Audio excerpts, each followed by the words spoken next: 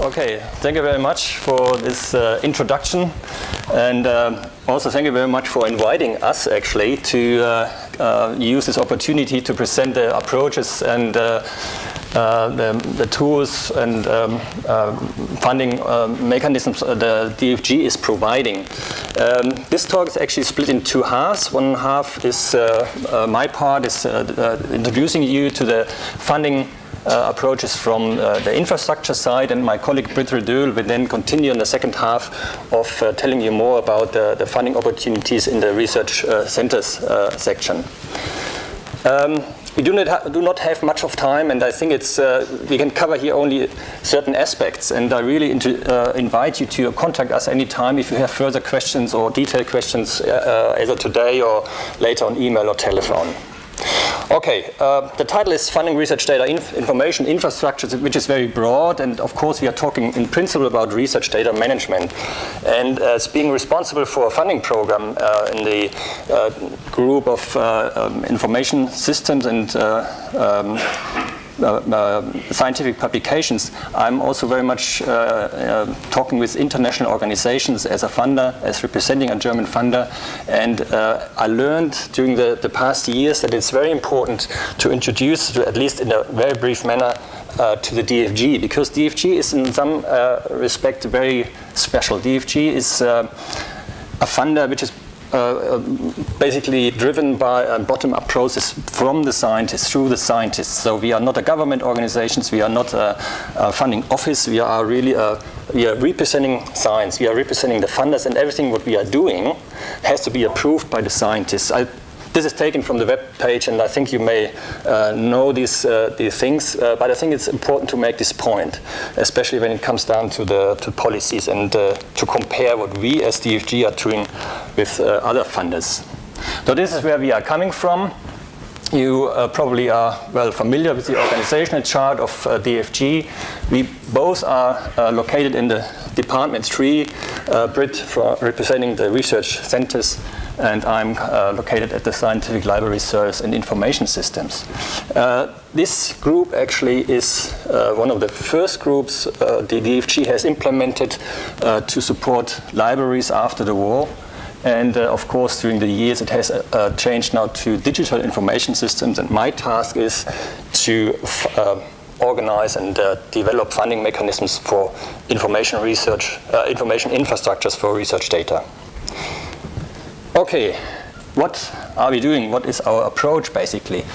DFG has signed in 2010 these principles of handling of research data, which were developed by a working group consisting of representatives of all major science organizations in Germany, the Alliance or Allianz, as you may know. And you hopefully have seen these principles, and all the heads of these organizations have signed these principles, also DFG. These principles are, in a sense, very general, very broad, but describe very well where we are actually heading to, what we are trying to achieve with our funding mechanisms. Preservation, accessibility, of course, very important for us as DFG, representing the scientists and the scientific disciplines, is to take care of the differences of the scientific disciplines and to look what actually the needs is of the scientists. Recognition, incentives, I'm coming back to this a bit later. Teaching qualifications, so information literacy, very important, and Mr. Bart has already mentioned this. Use of standards, of course, and finally, of course, developing the information infrastructures. Okay, main objectives are DFG, of course, is supporting science and scientists. We see funding and developing information infrastructures as a supporting mechanism. So we are not funding information infrastructures for the sake of the infrastructures. We are funding the development and working and implementation of infrastructures for the sake of science, of course. What is very important for us is basically the third aspect here in the italics line, the reuse. This is what we are aiming at, the reuse of research data. Of course, this needs and requires standardized data production. It requires data management or professional data management during the research cycle. But finally, really, it's about the reuse of research data. We all know, and I think it's common knowledge that there are many research data in the world which are never used again, which get lost. Some people say that's about 80–90% of all data which ever are produced in the research process are probably being lost. And of course it's about research and scientific culture, data sharing culture. Why should a scientist share data, share his, whatever that means, data with the community? So it's about awareness building and developing incentives. From the infrastructure department perspective, it's for us very important to bring two worlds together. One is the scientific world, so to have an understanding how scientists are working with data, but also to bring these worlds together with the world of the information infrastructures, which a little bit is rooted in the library sense or in the library domain, because the libraries obviously know how to handle information. And these two worlds have to be bridged, and in our projects we, well, not as a precondition, but we encourage our applicants to work very closely together with either librarians, information centers, research, computational centers. Okay, the key points are, as I said it already, is really to know and to understand how scientific disciplines are working with data, because this is the basis of developing infrastructures. Of course, we try to not develop ourselves, but through our projects, through our funding, to make the communities develop and implement their infrastructures they need. Our job is to provide and design the right funding mechanisms and basically to meet these objectives and challenges. And in the end, of course, it's also a matter of, this is very often discussed also on an international level, to find the right balance of carrots and sticks in terms of, well, sometimes people need a bit of a push to do things and to understand things better. But as I said, we are a bottom-up driven organization. We cannot do anything which our boards and our scientists, basically our members, are not approving. What have we done in the past? You may have followed this up. In 2010, we had a call for proposals, which was very much asked after. So we had over 100 proposals for this call, as kind of this was a first means really to try out how really the need is on information infrastructures. This was just a call for proposals, which closed in April 2010. And finally, since March last year, we have a continuously running funding program called Information Infrastructures for Research Data. In our past funding activities, we currently have 45 projects running for almost 70 million euros. And we made some very general observations, which I like to deliver here, because it's very interesting to see what we are receiving in applications and what we are funding finally.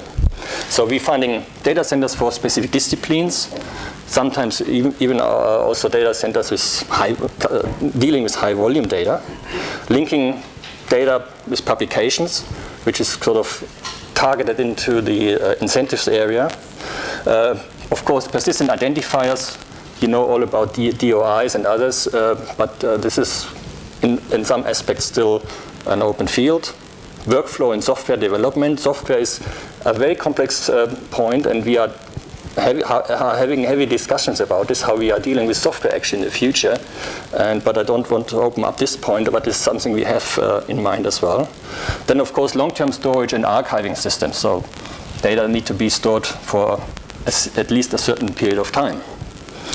What we also discovered actually is that in some communities there are more parts of the communities coming together and trying to develop larger infrastructures for community need in a broader sense. So it's not just a single data center for a specific type of data or specific part of a community. It's more sort of trying to start a broader approach on this. And this is very interesting to see, because we have already a number of information infrastructures. If you know, probably the registry RE3 data, which was a DFG project, it has it's actually listing. It has registered over 1,000 data centers already, which is a lot.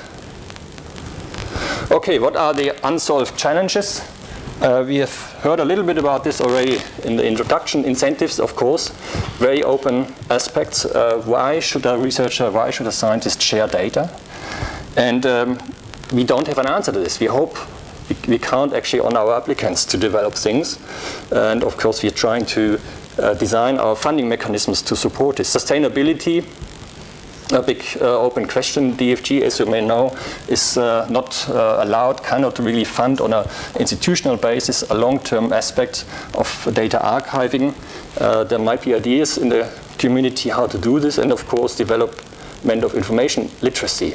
When talking to in a community outside of a group like this, if you go out into the university and the institutes, you very often discover that information literacy is a big problem. But this is also, again, it's not a domain which the DFG can fund, but we have the German Rectors Conference, which is very active in this, also in the community of the Alliance, and we are in close contact and trying to feed our experiences into this process. Okay, this would be the end of my talk, and now I hand over to my colleague Brit, who will tell you more about the aspects and the approaches in the research center area. Brit, please.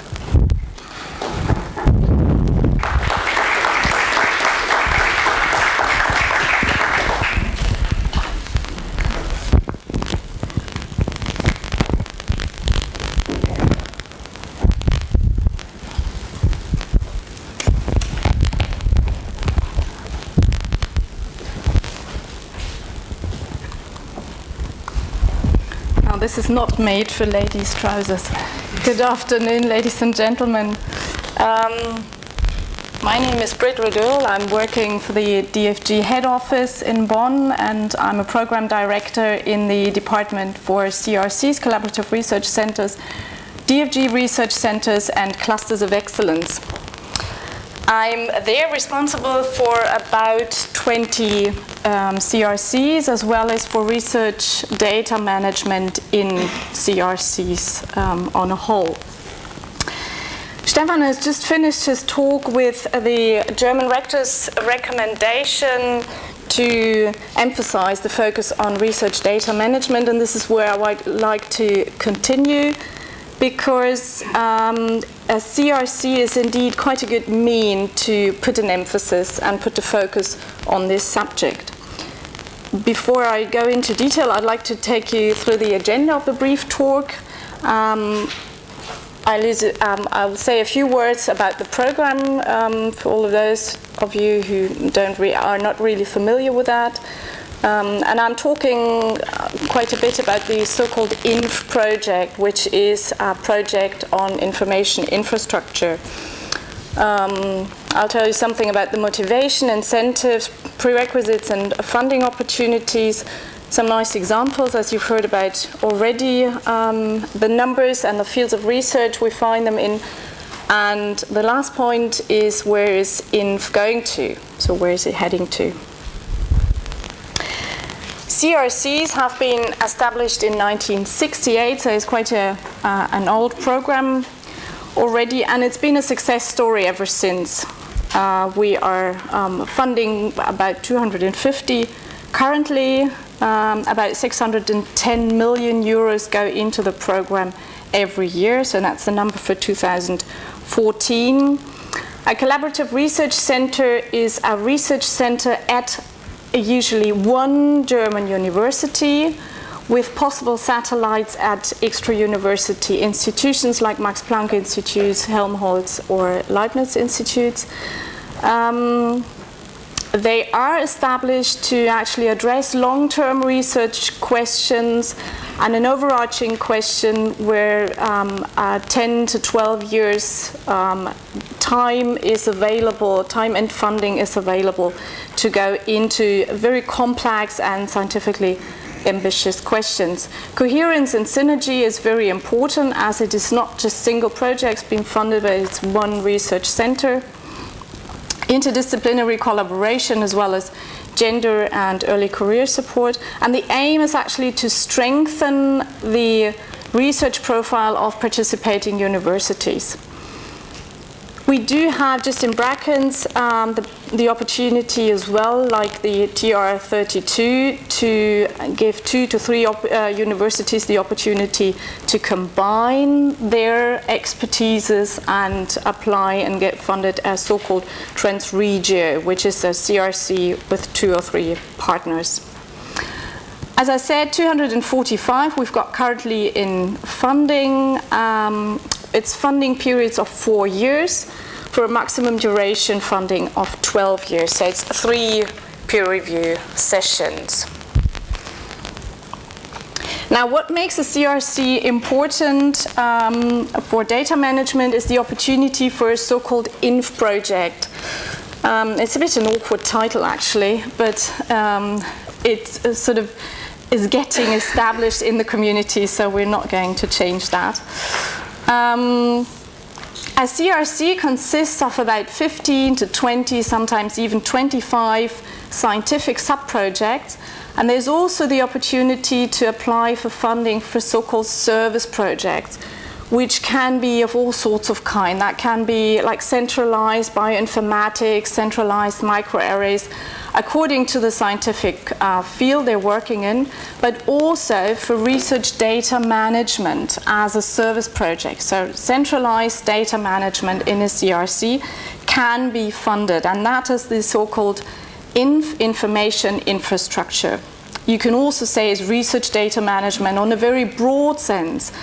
And that comprises or involves data from like the digital data most people think about when talking about data management, but also involves biomaterials, any biomaterials for biobanks or similar. That involves software source codes. We've got now the first idea for INF project dealing with software source codes management, and it also involves research objects like soil samples or old vases or plates from Mesopotamia, or texts, videos, linguistic or text corpora, whatever you can think of. So it's not reduced to the digital data one usually thinks about. Now, what was the motivation for establishing it? We actually introduced it in 2007. And that was a time, you all know that better than I do, when data management became increasingly important. Every community came across this matter, and there was obviously the need for further funding. So we established this sort of service project, and possible funding is for personnel, so for staff, and it's usually postdoc positions, because for PhD students it is often not so suitable for a dissertation or a PhD thesis. So we fund postdoc positions as well as equipment, and that goes from hardware, software, storage, licenses, external service, whatever is necessary for carrying out the project. Now, what do we expect when people apply for a so-called INF project? We advise, when drafting the project, to start at a very small scale. Now, when you look at your target groups, start small, start within the CRC, so internally. And when something is being established and starts to work, it can then, after years usually, be thought about open it for the own community, and also very much later, maybe for the interested extra scientific communities, or even later generations when you look very much into the future. Now, what is possible and what we advise is try something out. What is not really meant by a so-called INF project is doing something what's already on the market or what is available, but trying out something for this very specific scientific community the SFB or the CRC is working in. And trying out means it can be a failure, but that is okay. Try out, but doing this in a professional way. So thinking professionally about a very effective data management. Collaborate with the university, either computing center or library. Don't do any singular solutions which are not cannot adopt or dock at broader institutions. And usage of either existing resources or existing standards within this scientific community is necessary. What we fund, as I said, for effective data management, so staff investments, and also for virtual research environment, which is rather a smaller portion. Now, we already have some very nice and successful examples. Two are the hosts of this workshop, and they actually go through almost any field of research. So this is geosciences here, and also humanities, the SFE 806. Linguistics is an area where there's lots of research data management already. Humanities varies a bit. But there you can also see what data people are working with when talking about data management. So it's experimental and digital data, but it's also corpora, it's sentences, it's like in the linguistics, it's brain waves, so data from experiments with probants or subjects.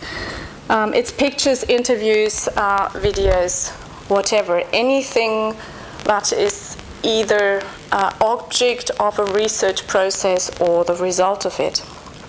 Now, this all sounds very nice, but so far we only fund INF projects in about every 10th CRC. So only 10% of all CRCs do apply or have successfully actually applied for data management funding. And that is surprisingly low when you think that with a CRC you do have a group of, say, 20 to 40 PIs which work on a more or less focused research question, and usually it involves data in some kind. So you do have a critical mass of people, and there is data. It's not always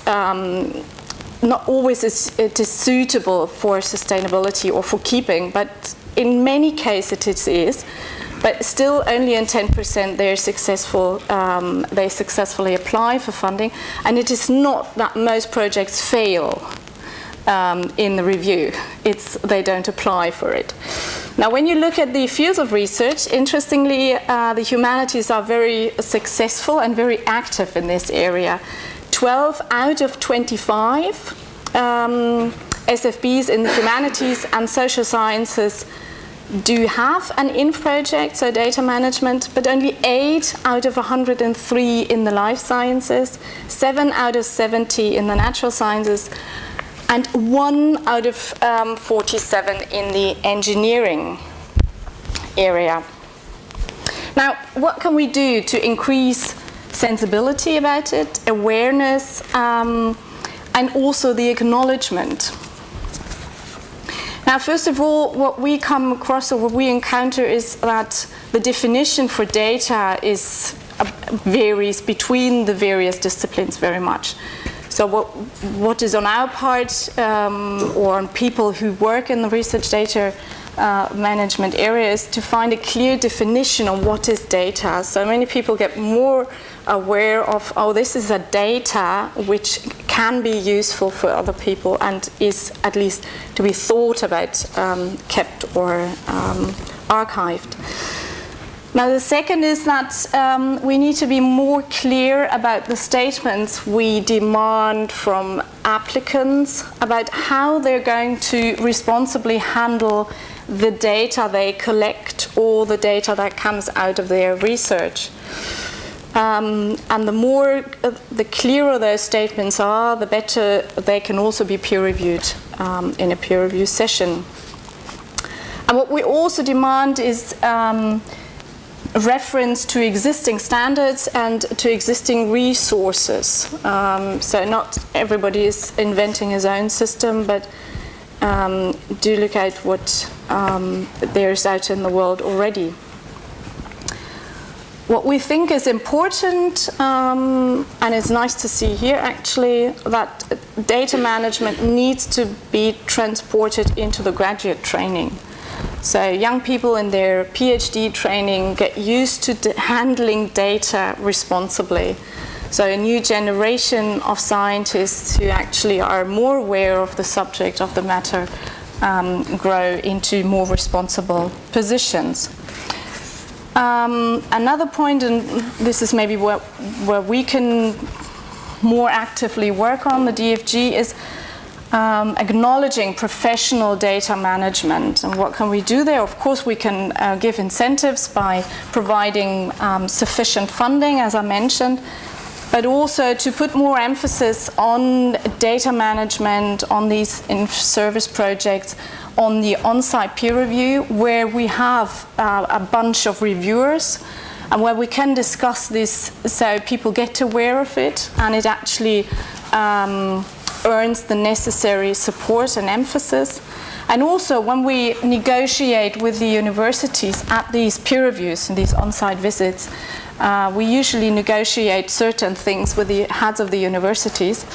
And there is the opportunity for us to actually negotiate things like sustainability for at least a certain period after the CRC has terminated, or housing the research data management at one centralized institution like the library or the computing center.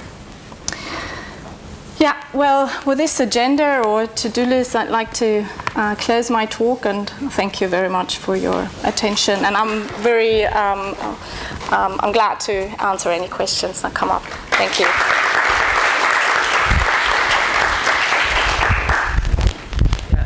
Thank you very much, all of you, for giving the, let's say, funder's view, which is also for me always very interesting to see how the science granting scheme is given and in which direction does it go.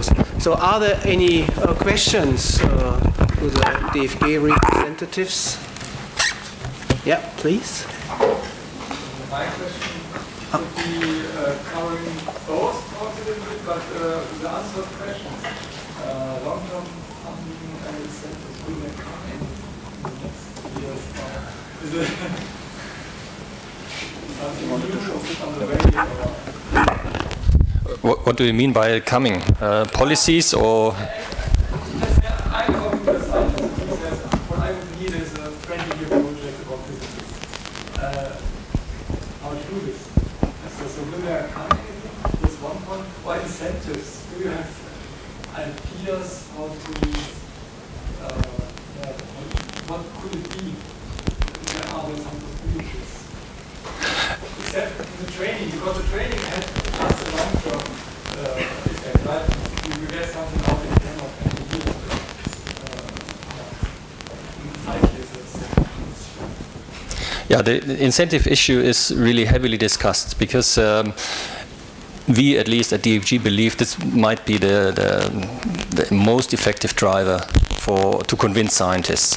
There are actually already investigations available who show very clearly and very convincing that if you publish your data related to a publication, to an article, you make your data available on the internet, that your citation rate will increase significantly. This is a fact. It has not really penetrated all the communities in a way we would wish, because well, we have not a reason, we have not an explanation for this. But this might be something which helps, because citation rates, as every one of you know, is kind of the big value of doing things in science. on the other hand, I think it's also very important to change science cultures in a way that, for example, for career decisions or for career moves, that it counts to some aspect. And actually, the Wellcome Trust in UK, and Kevin, you may probably comment on this, that the Wellcome Trust, to my knowledge, has introduced this to career interviews. Not really I'm not quite sure how far that goes and how much they really how much it counts in the end, but apparently they ask questions. What is your attitude in sharing data? And if the person might say, well, I don't give away my data, it might be not a good idea to do though. I know that the university community, especially in Germany, always look after other things, publications of articles, giving lessons and all these things, but not for sharing data. But we observe that sharing data is a big issue, as you all apparently observe, that it's becoming more and more important, and we hope that this will become another driver in this. But I'm sure there are many, many other ideas on the market how to improve or how to incentivize data sharing, and as long as we have the ideas, we would certainly share these ideas. But what we do, we provide funding to work on methods, to work on systems. And coming back to the first part of your question is what is coming up in the future. I mean, we are constantly working on our funding programs. We are in close contacts inside the DFG, not only in the Department 3, so with the coordinated programs and infrastructure funding, but also with the science funding, which is the biggest part of DFG, of course. And we also have very intense discussions internally to convince our boards, Fachkollegien, to deal with this issue. And so this is a process. You have to see this as a process which is constantly observed and will be adopted and adjusted as needed. Yeah. And well, we have funding opportunities now, so I can just encourage you, if you have an idea, come up. Indeed, as you said, it is rather a long-term change. It's okay. Can you understand me at the very back? It's okay. But I don't think there are short-term solutions, really. What we can provide, as Stefan has said, is funding. And indeed, we're wondering why this funding is not asked for to an extent which would be possible. What we encounter when we speak with scientists, why do you not think about managing your data, is the answer often is it's too much work. It's too much hassle. Usually I would need to think about research data management before I even collect the data, speak about standards of collecting data, in what way that it is reusable. What our answer usually is, yes, we do understand it's a lot of work and it's a lot of effort, but do organize help, do organize yourself professional help to actually support you in this work. Of course, it is an effort, and you can't really delegate all of that to bioinformatics or to data management people, but you can get a lot of support. And we, as Stefan said, we observe a very slow, but there is a stronger awareness of collecting data sets being a scientific work. So it's not this is not a service work, it is scientific work. So by increasing awareness and increasing acknowledgement in the community, this is not just collected, but this is scientific work which can be published. And like the DOI providing data sets with DOI, so they're citable, that increases awareness in the community. But there is no short-term solution, I'm afraid. Okay, there's one more question in the back. Yes, thanks again for this informative overview. I always use DFG as a role model of funders' policies in my talks. I really like the approach. I remind you of the 98 recommendations of the Commission on professional self-regulation in science. To say primary data as the basis for publication shall be securely stored for 10 years in durable form in the institution of their origin. And you were talking about the sustainability aspects of the INF projects, which I think is a very, very clever instrument, funding instrument. But the question is this actually a funded policy? Or is that something that in the end the universities have to pay? That's a very good question, thank you very much. Because indeed you need to differentiate between the good scientific practice, what you mentioned, and data management. That is, we actually differentiate that. Good scientific practice, keeping your primary data for 10 years, means putting it on a DVD, putting it in your desk at the Institute of the Origin, and that's it. You've complied to the condition with that. That's got nothing to do with data management. So good scientific practice indeed is the job of the university. We are not funding putting data on a DVD and in the desk. What we fund is data management. So doing something with the data and providing it to other scientists, providing it to the community, or even to your next door neighbor. Because only keeping it is not sharing it. We fund sharing it. We do not fund keeping it. Does that answer your question? I think we will have some more discussion. Okay, are there any more probably questions? can I just comment on this answer, because it's a very important aspect, and we do have a case in Germany who, for obvious reasons, have implemented a data lock-up system in a sense. All the participating or scientists working at this department are obliged to deliver the data to a central, let's say, safe somewhere in the institute, and they are locked away. But they really contribute to the good scientific practice, but in the data sharing sense, it's really malpractice. There are certain reasons behind that, because some incidents, but and we have really to be very careful in this to differentiate. That's a really important point, I think. Okay, are there any more questions? Yeah, Alan? I think one comment to that. The second part of the question was, who is funding it? And I think there we have a problem with our federal structure. Because if you try to get funding from your colleagues in your Cologne for hardware, this is typically something that is handled on a local state basis. But science doesn't stop at the borders of North Rhine-Westphalia or whatever. So as soon as you get money for doing something inside the state, typically this is money to do services for the state scientists. Now, taking that money, providing services to scientists, to the scientific community over the world. In some, there are much more scientists outside of your state than inside your state. So there we have a certain contradiction in how to handle this scenario. Therefore, funding the infrastructure to be able to do the data management is an essential complementing element. If you can't handle that, you're stuck. But exactly, this is where DFG can come into, because we fund service. Okay. What we do not fund is locking it away.